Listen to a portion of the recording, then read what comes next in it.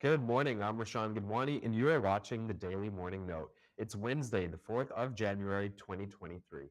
In our recommendation section today, Phillips Security Research Analyst Zain Aw has a sell on Wilmar International Limited. You can sell at 4.06 Singapore dollars, have a stop loss at 4.15 Singapore dollars, and take profit at 3.85 Singapore dollars and 3.75 Singapore dollars for Wilmar International Limited. Zain sees a potential breakdown of a consolidation triangle to retest the support zones at 3.85 to 3.95 Singapore dollars and 3.63 to 3.75 Singapore dollars.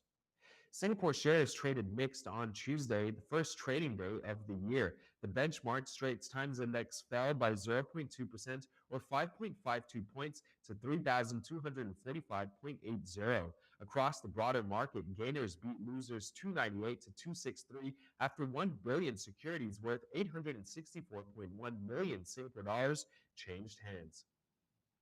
Singapore's economy expanded 3.8% year on year in 2022, with growth in the services sector helping to offset sluggish performance in the manufacturing sector, according to advanced estimates from the Ministry of Trade and Industry on Tuesday.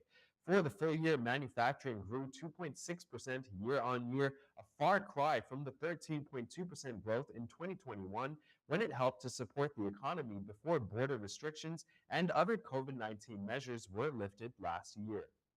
Private residential property prices inched up 0.2% in the fourth quarter of 2022 after growing 3.8% in the third quarter, finishing the year with a rise of 8.4% compared to the 10.6% increase in 2021.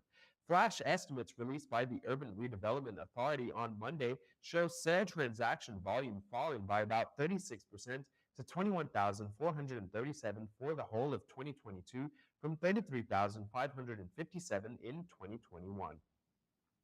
The interest rates for the latest Singapore savings bond have further slipped to 2.84% for the first year and 2.97% for the 10-year average, even as other short-term market investment products offer yields of around 4%. The Monetary Authority of Singapore website showed that the 10-year bond for retail investors opened on Tuesday for issuance in February. YKGI, the group which operates Yuki Duck Rice, bubble tea brand Chicha San Chen in Singapore, and 6 other F&B brands, is eyeing a catalyst listing. The initial public offering will not have a public offer, but will instead comprise only a placement tranche.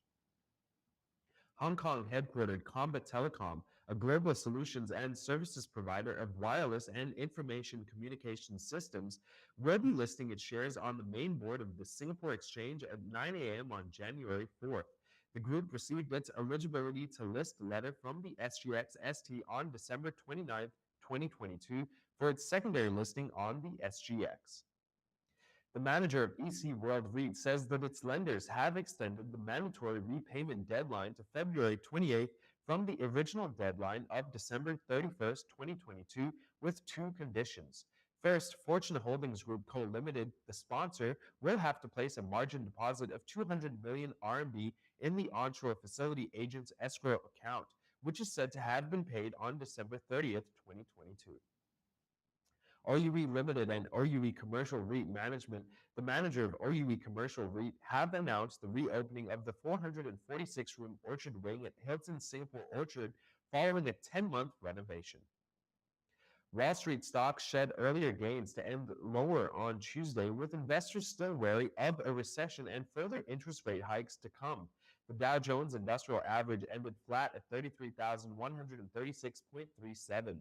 The broad-based S&P 500 slumped 0.4% to 3,824.14, while the tech-rich Nasdaq Composite Index dropped 0.8% to 10,386.98.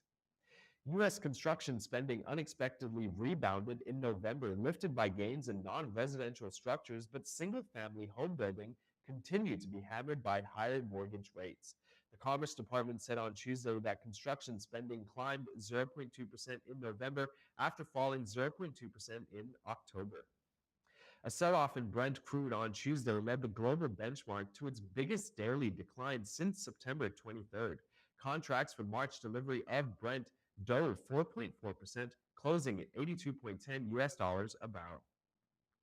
The front month traded gold futures contract rose 1.1% to 1,839.70 US dollars a troy ounce Tuesday, settling at the highest value since June 2021.